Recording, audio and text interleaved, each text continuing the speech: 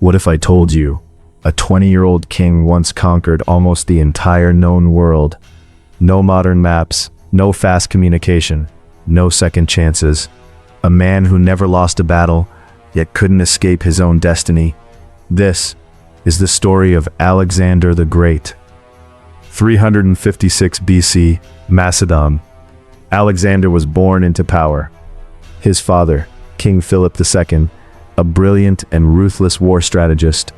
His mother, Olympias, ambitious, spiritual, and intense. From a young age, Alexander was trained to lead, to fight, to think, to dominate. One day a wild horse was brought to the palace. No one could control it. But a young boy stepped forward. Alexander noticed something others didn't. The horse was afraid of its own shadow. He turned it toward the sun, calmed it, and rode it. That horse became Bucephalus, and in that moment a legend quietly began.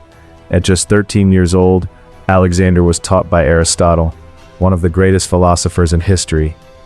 He learned about science, but most importantly, he learned to believe he was destined for greatness. At 16, he ruled a kingdom. When rebellion broke out, he didn't hesitate.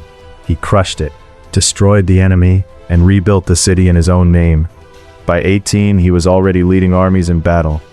Alexander wasn't preparing to be king, he already was one. Then, everything changed. 336 BC. His father was assassinated.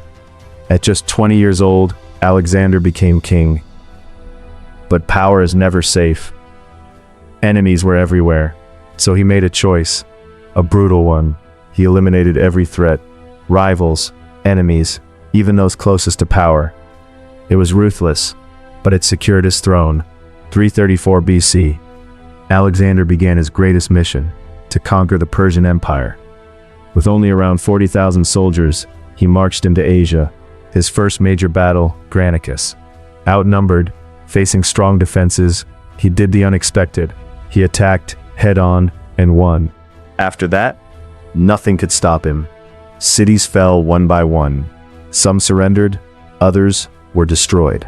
At Tyre, a city surrounded by water, Alexander built a road through the sea just to reach it. 7 months later, the city fell. This wasn't just war anymore, this was domination. Then came the ultimate enemy, Darius III, king of Persia. Their armies clashed again and again. Despite being heavily outnumbered, Alexander's strategy was flawless. Speed, precision, fearlessness. Darius fled the battlefield, and with that, the Persian Empire collapsed. Alexander now ruled the largest empire in the world. But Alexander wasn't just a conqueror, he was a builder. He combined cultures, Greek, Persian, Eastern traditions. He founded cities, including Alexandria, a future center of knowledge and trade. He wasn't just creating an empire. Then, he marched into India. There, he faced King Porus, a fierce warrior. The battle was brutal, but once again, Alexander won. Yet something unexpected happened. Instead of killing Porus, he respected him and made him an ally. But this time, his army had reached its limit. Exhausted, broken, they refused to go further. For the first time, Alexander had to turn back. Back in Babylon, Alexander planned his next conquest, but fate had other plans. After days of celebration, he fell seriously ill.